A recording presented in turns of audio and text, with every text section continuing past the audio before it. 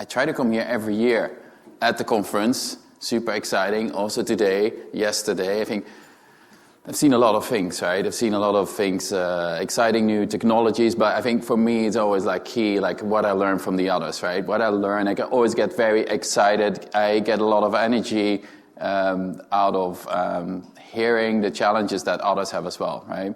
The whole year I think we work on change, making things happen, and that is painful. It is challenging. And throughout the year, I often wonder, like, how do others do this, right? How do others figure it out? And have they figured it out? What would they do, right? So for me, this is a moment really to get together and to learn and to listen. So I'm really happy to be here. I have a couple of slides that I'm going to show you. I'm going to show you a story that I think I really want to share. I do not have my speaker notes, so I'm just going to go whatever I remember for what I prepared, right? Okay, so my name is Dominic Sluiter. My passion is clothing. I have a product development background. Coming from Amsterdam, I went to Amsterdam Fashion Institute and started to work for Nike. An amazing company, loved it, stayed there for very long. The first challenge that I had is like a lot of things were working in Excel. And I'm a very visual person, so that was not a great fit. It almost cost me after 6 months to leave the company because I wasn't doing so well, right? But there's one thing, when I started to see 3D, I realized, hey, this is my way of working, right? This is all visual. This is how I like to work. This is how I can engineer product. This is how I can create clothing just through a visual language. And my journey has been, like so many of you here, about how do we use 3D, right? And for me, that started with, okay, in the beginning, we just need to define what is quality, right? It's similar to what we do with physical product. Like, what is a good product? Like, what is quality? How do we communicate? How do we goal things? How do we share things? So the first thing that I did with a couple of my first project team members is create global digital standards. This is for Nike, is created around 2009. And this was our way of defining that language, thinking like, now we can communicate with any factory, with anyone, right? Because we've written it down, it's going to work. It's going to change, right? But then actually I realized, wait a second, it's great to be able to communicate with a factory, but we need to bring it to the front end, right? We need to get these designers working on this, right? They need to get involved. They need to get excited. But in order to do that, 3D was, and often still is, way too complex, right? If you're able to sketch flat, it's much easier. So what we worked on is like, how do we bring this to a design community, right? By giving them a 3D way of working, a workflow, that would allow them to work in their own tools without any complexity of rendering, etc., right? Amazing. I thought, like, now it's going to go off, right? Now we're going to do the next thing. But it had to be easier, faster, right? Take out more complexity and actually scale. And I think everybody here agrees, right? It's amazing if you can do it with one style. It's amazing if you can do it with a team of 5, communicate in 3D, digital, share it from your first idea all the way to your e-com. But you need to be able to do it as a company. So my journey evolved from Nike to PVH, and we even started a corporate startup called Stitch to make that all work, right? We started to make technology as well.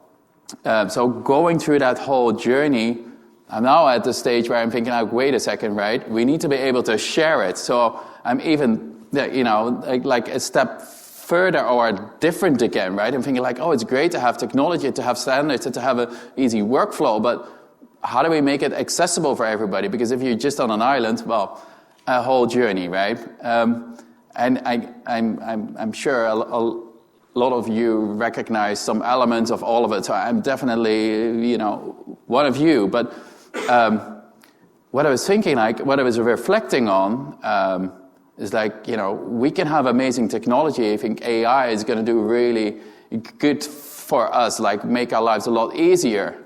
But we've seen other technologies also come. And every year I'm thinking like, now it's going to happen, right? Now it's going to change. It's going to go faster, wilder. Everyone is going to actually adopt it. But reflecting on it, I think it's like something that we don't speak enough about, right? It's actually about people. We can have the most amazing technology, right? We can have BOMs automatically generated out of 3D or whatsoever, right? It's something on the wish list forever. But we need to have people that actually want to embrace it and want to change, right? And actually getting shit done. And I was thinking with all of after a day and a half with the most amazing technology out there, as taking a different approach and talk about this people. And one thing I learned over the last year, I watched all 3 seasons of Ted Lasso, and I wonder who has seen any of the series? Yeah? Okay. Half of it. So you might have an idea already of what this is about, right? But for me, it was a really good reflection, right? It made me reflect on what are those key things, right? When we speak about change, we ask a lot of people around us that we work with, our designers, our developers, everyone in the company to change their way of working. But I think we also need to constantly change and feel uncomfortable and reflect on how we do things, right? So what I did, and I said earlier, right, I don't have my speaking notes here, so I'm kind of guessing on what's going to happen next.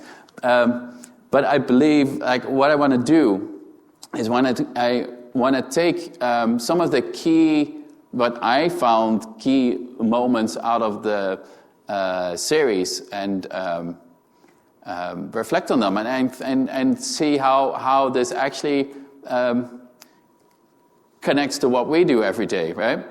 And I actually believe that this series, and you don't need to watch all of the seasons and all of the episodes, but I believe that this should be part of the onboarding program, talking about 3D, DPC, about change, right? Because this series is all about change, and there's a lot of lessons that we can learn from it. Okay, but who is Ted Lasso? I'll do a very brief introduction. Ted Lasso is a American football coach who is being hired by FC Richmond. FC Richmond is a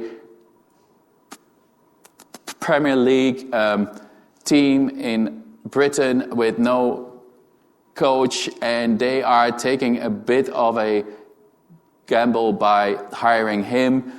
I mean, taking a risk there, right? I think that there's a lot of things that we can learn from it, but the first thing I think is taking that risk. That is what we do every day, right? Taking on a challenge is like riding a horse, right? If you feel too comfortable, you know that you're doing it wrong. And I think this really applies to us. And that first sentence that you see in the first episode got me hooked, because this is what it's all about, right? We sometimes need to realize that we need to be uncomfortable, otherwise we're not doing a good thing, right? And the series is really about belief, perseverance, guts, have fun, but also stay focused, right? I'm going to start with the first one, right? What he does when he enters the club, right? He puts this yellow sign in the locker room. This is like, you have to think about this club. It has a lot of egos, right? It has a lot of different personalities, and when he enters, no one really takes him very serious, right? They think like, what is this weird guy? He doesn't know anything about how this works, right? The first thing he does is puts this sign up, and this actually kind of it's something that comes back all along, right? It constantly reminds everyone that we're gonna do it different here. We're gonna make a change, and it stays there. One of the things that I see in this, right, that I can really reflect on this, right, and I think what is really key for everyone, like running a DPC team, bringing change in the company, right, you need to have one team, one strategy. You can have as an amazing digital artists, experts, right, but if they are not able to work as one team and they're not able to support the single strategy and plan that you created, you're not going to get there, right? It's not going to do you any good. I think that is really key. But there's another thing right here. It's a fine detail, but when I saw this and I read about it as well, he puts the sign up in the beginning slanted, right? It's not straight. And it stays there, and she makes a lot of fun of him by, not saying that it's not straight. But the interesting thing about that is, right, it's really about embracing the imperfection. He doesn't matter, right? He's in there for the long game. And it's actually something that I think we can all learn from, right? In the beginning, when you join, you want to create the most amazing images. But it's not about the images, right? It's about you as a team understanding what quality is, right? Develop that eye for digital quality, for what a quality product needs to look like. And it's not something that you can read about and kind of know, right? It's not something that you can hire someone from and say, now you need to show us what the best quality is and how we need to do that. Yeah, you can do that, but you need to learn how to do it, right? And you need to develop that eye. So embracing the imperfection, I think, is a key lesson. I think we also know the challenges about the challenges that are there, right, that are not yet solved. Like how to deal with color consistency, for instance, on a screen. We can spend hours and weeks and months, right, and we can keep going on about it, but I think it's key to realize that some things might be not there yet, but you have to embrace that, right? And you need to be able to move on with that. I think what he shows, and I think that is a really cool thing about this series, right? What he shows that he's on the floor, right? He's always there. When it's hard, when there is success, when there are things to celebrate, but he's always there. He's on the floor. And that is something that I've seen working as well, right? If you work with a design team, a development team, and you ask them to do things in a different way, you need to make sure that you're on the floor. You need to be on the floor when it's really hard. You need to be on the floor when there are any questions, because there's nothing as easy to just go back to the old way of doing. And he's always there, right? And then lastly, patience. The fact that the thing is slanted, that it's hanging there, it stays there, right? He is not in there for just a match or a season. He's there for the long run, and I think that is really key. When you make a plan, it's not you're not going to see results just in a season or not even in a year, right? You need to do it on the long run. Second point. Perseverance. One thing I really like, Ted goes to the owner of the club every day. He goes there every day, and he just wants to create a relationship, right? He wants to understand her. He really wants to get close to her. She does not want to get close to him at all, right? She wants to send him away. So he does something that I think is quite funny, but also, that's something that we can learn from. He introduces something that's called biscuits with the boss, right? He goes there every day and brings her his own made biscuits, and she likes it so much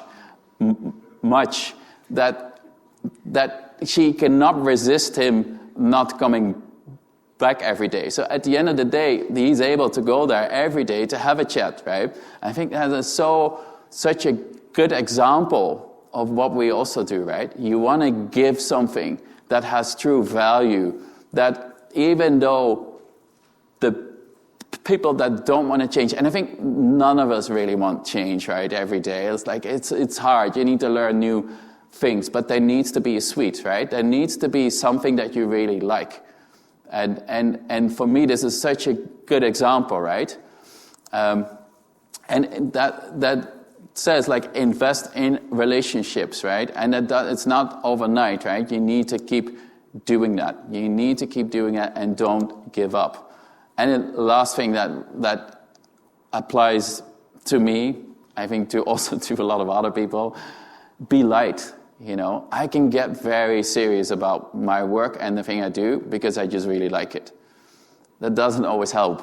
It doesn't always help to be super serious and, just to be like super focused. Sometimes it's good to be light. It's good to be able to step away and smile and just move on. But there's more about that. Third one, guts. I think with everything that we do, right? We're introducing something new. We're making people feel uncomfortable. We need to show some guts. Who knows where this is going to? You understand? What do you think? I think they talk about the problems and it's like the yelling of the wolves or something. Yes, exactly. The diamond dogs. These guys, and they're all of different levels, right? When they have an issue, and it could be a emotional problem, or a relationship thing, or, they're just like really angry. They call this group the Diamond Dogs, and they ask each other for help.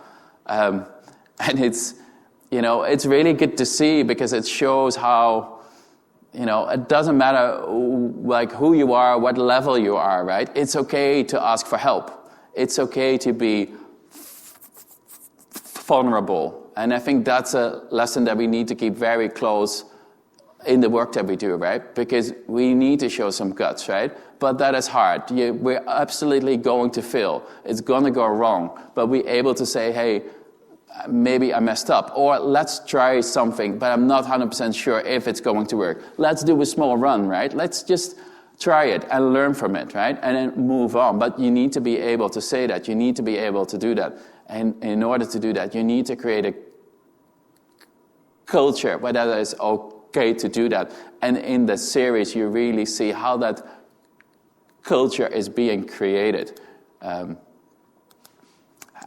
mean, such a good example. It looks so simple, right? But I think with all the technology that we have out here, with all the opportunities, these are some of the lessons that we need to just keep close to ourselves and sometimes reflect.